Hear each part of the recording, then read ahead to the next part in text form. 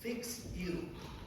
In inglese il verbo to fix significa aggiustare, riparare, ma anche consolare.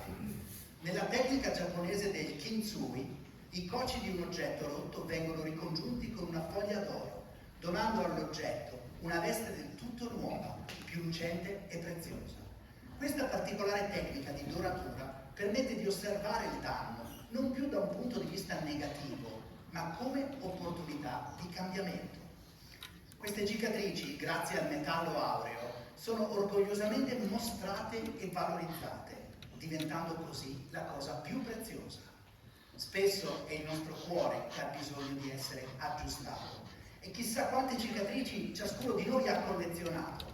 Proviamo a immaginare però che anche il nostro cuore sia un intreccio di fasce dorate, ritornato a nuova vita più e più volte, irradiato da una luce meravigliosa. Fix